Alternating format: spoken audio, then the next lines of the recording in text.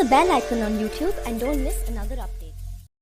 America இவ்வளவு பெரிய சிக்கலை இவ்வளவு குறுகிய காலத்துல சுத்தமா எதிர்பார்க்கல அப்படின்னு நல்லா தெரியுது. அமெரிக்காட்ட உள்ள ஒரு நல்ல விஷயம் என்ன அப்படின்னா, அவங்க நாட்டு மக்கள் கிட்ட இம்மீடியட்டா சரண்டர் ஆயிருவாங்க.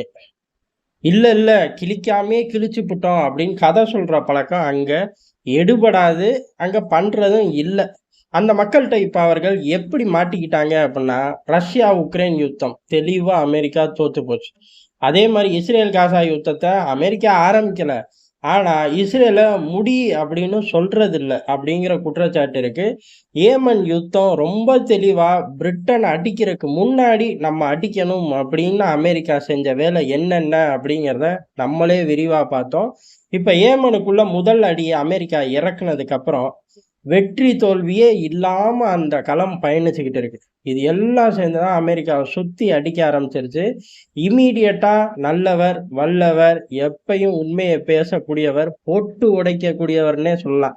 தலைவர் பைடனை பொறுத்த வரையும் வெளிப்படையா அறிவிச்சுட்டு போயிட்டார். ஆமா, வான்வழி தாக்குதல் நடத்துறோம், ஆனா அவனுங்களை கட்டுப்படுத்த முடியலையே அப்படின்னு சொல்லிட்டு அவர் போக வெள்ளை மாளிகை ஒரு வார காலம் அதை வச்சு அவர் பேசினதை மாத்தி புரிஞ்சுக்கிட்டீங்க அப்படின்னு பல கதைகளை போட்டு பார்த்தாங்க. ஒண்ணுமே வேலைக்கு ஆகல. அதனால இப்ப இம்மீடியட்டா சரண்டர் ஆயிட்டாங்க. எந்த அளவுக்கு அப்படின்னா, ஏமன்ல 6 தாக்குதல் நம்ம நடத்தினோம். அதாவது அமெரிக்காவோட வெளிப்படையான அறிக்கை அவங்க நாட்டு மக்களுக்கு 6 தாக்குதல் நடத்தினோம். ஆனாலும் ஹவுதிய அடக்க முடியல. அதை வெளிப்படையா ஒத்துக்கிறோம். பெரிய அளவுல அவர்களோட ஆயுத கிடங்குகளை நம்மளால ஒழிச்சு கட்ட முடியல. அதோட விளைவா பெரிய அளவு செங்கடல்ல இன்னமும் தாக்குதல் நடத்ததான் ஆரம்பிச்சிருக்காங்க. ஆனா இங்க ஒரு விஷயத்த நீங்க புரிஞ்சுக்கணும். இது எதுவும் லைட் ஆன் பண்ற மாதிரியோ ஆஃப் பண்ற மாதிரி விஷயம் கிடையாது.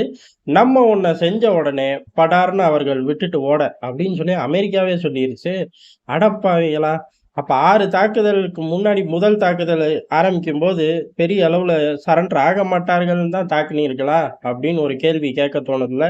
அங்கேயும் கேட்டாங்க. ஆனா பதில் இல்ல. நீண்ட கால ஒரு யுத்தம் வேணும். உடனே யாரும் பயந்துராதீங்க. அமெரிக்காவோட பதில், உடனே யாரும் பயந்துராதீங்க. ஈராக் மாதிரியோ ஆப்கானிஸ்தான் மாதிரியோ இழுத்துக்கிட்டு போகக்கூடிய எந்த திட்டங்களும் கிடையாது. ஆனா ஒரு தொடர்ச்சியான தாக்குதல் திட்டம் வேணும். அந்த தொடர்ச்சியான தாக்குதல் திட்டத்தை நோக்கி அமெரிக்கா போகுது. அதனால ரொம்ப சுலபத்துல இல்ல ரொம்ப சீக்கிரத்துல இந்த விஷயத்துக்கு ஒரு தீர்வு காண முடியும். அதை காட்டிலும் இம்மீடியட்டா தீர்வு காணணும் அப்படின்னா, ஹவுதி இயக்கம் செங்கடல்ல தாக்குதலை நிறுத்திட்டா நமக்கு எந்த பிரச்சனையும் இல்லை. நம்ம ஏமனோட உள்நாட்டு விவகாரத்துக்குள்ள வரல. நம்ம ஏமன்ல ஹவுதிய எதிர்க்கவும் இல்லை.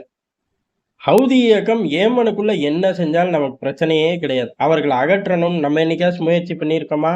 பண்ணதே இல்லை. நம்ம பண்றதுலாம் ஒண்ணுக்காக தான், செங்கடலோட வர்த்தகம் சுதந்திரமா இருக்கணும் அப்படிங்கிறதான். இது அமெரிக்காவுக்கு மட்டும் பாதிப்பு இல்லை, பல நாடுகளுக்கும் பாதிப்பு. குறிப்பா வளர்ந்த நாடுகளுக்கே பாதிப்புனா, வளரக்கூடிய நாடுகளுக்கு பாதிப்புனா, அடிமட்டத்துல இருக்கக்கூடிய நாடுகளுக்கு இப்படி யாருமே சிந்திக்க மாட்டேறீங்க அப்படின்னு சொல்லி பெரும் ஓட்டு அமெரிக்காவுக்குள்ள. ஆனா இந்த ஓட்டு ஒரு பக்கம் இருக்க, இராணுவ ரீதியா பெரும் தாக்குதலுக்கு தொடர்ந்து உத்தரவுகள் இனிமே வரும். அது அந்த பெரிய தாக்குதல் எப்படி வேணாலும் இருக்கலாம். ஏமனுக்குள்ள ஒரு ஹை வேல்யூ டார்கெட்டையும் குறி வைக்கலாம். ஒட்டு மொத்தமா பல இடங்களையும் துளைச்சி எறியலாம். என்ன மாதிரியான திட்டத்தை பென்டகன் கையில எடுக்குதுங்கிறது போக போக தெரியும். இவ்வளவு தூரம் கதை பண்ணது எதுக்கு? பைடன் நிர்வாகம் இந்த விவகாரத்துல இருந்து தப்பிச்சுக்கிறதுக்காக தான்.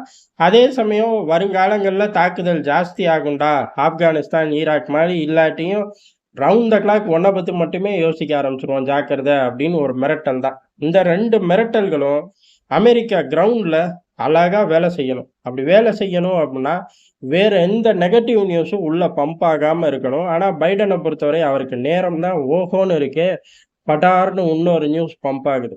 என்ன அப்படின்னா, பெரிய அளவு ஹவுதிகளுக்கு ஆயுதம் ஈரான்ல இருந்தா போதும். அந்த படகுகளை சமீபத்துல நிறுத்தி ஆயுதங்களை கைப்பற்றினார்கள். அந்த படகை முழுகடிச்சாங்க. இந்த ஆபரேஷன் செய்யும்போது 2 வீரர்கள் தண்ணியில விழுந்துட்டார்கள். அவர்களை தேடும் பணி தீவிரமா இருந்துச்சு. இப்ப அந்த 2 பேரும் உயிரிழந்துட்டார்கள் அப்படின்னு சொல்லி அபிஷியலாவே அறிவிச்சிட்டார்கள். இப்படி அமெரிக்கா அபிஷியலா அறிவிக்கும் போது 2 செய்தி பரவுது. ஒண்ணு தண்ணியில முழுகி இறந்துட்டார்கள் அப்படின்னு. இன்னொன்னு அந்த தாக்குதல்ல அந்த ஆப்போசிட் ஈரான் படகுல இருந்த நபர்கள் சுட்டனால இவர்கள் இறந்துட்டார்கள் அப்படின்னு 2 தகவல் பறக்குது. இது வெள்ளை மாளிகைக்கு கூடுதலான சங்கடம். இப்பதானடா ஒரு பெரிய திட்டத்த போட்டு, கதைய போட்டு, உங்ககிட்ட ஒரு மைலேஜ் எடுக்கலான்னு பார்க்கும்போது, இந்த 2 ராணுவ வீரர்கள் செத்த செய்தி வந்தா அமெரிக்கா சும்மா இருக்குமா? எதிர்க்கட்சிகள் சும்மா இருக்குமா? ஏன் அப்படின்னா, ஒரு நாட்டோட ராணுவத்த கூட இவர்கள் மோதல. ஆயுதங்கள கடத்திட்டு போறார்கள். உள்ளுக்குள்ள ஐஆர்ஜிசி கூட இல்ல. ஈரானோட புரட்சிகர ராணுவ பிரிவு கூட இல்ல. ஏமனோட ஹவுதி ஆட்கள் இந்த மாரி ஆட்கள் தான். டிரான்சிட் ஆட்கள் தான் இருந்திருப்பார்கள். "அங்கேயாடா நம்ம வீரர்கள பலி குடுத்துட்ட, பாவி பயலே!" அப்படின்னு சொல்லி மீண்டும் பிரச்சனை வெடிச்சிருச்சு. அமெரிக்கா புலிவால பிடிச்ச கதை மாரி தான் இந்த யுத்தங்கள் எல்லாமே. காரணம் என்னன்னா, ஒரு யுத்தம் முடிக்கிறக்குள்ள அமெரிக்காவே எதிர்பாராம டக்கு டக்குன்னு அடுத்தடுத்த ஃப்ரண்ட் ஓப்பன் ஆனது. அமெரிக்கா கொஞ்சம் தடுமாறுது. வல்லரசு நாடு தடுமாறுச்சு அப்புட்ன்னா, ஏதோ ஒரு நாடு பெருசா சிக்கி செதற போதுன்னு அர்த்தம். யார் அது? யாருக்கு தெரியும்?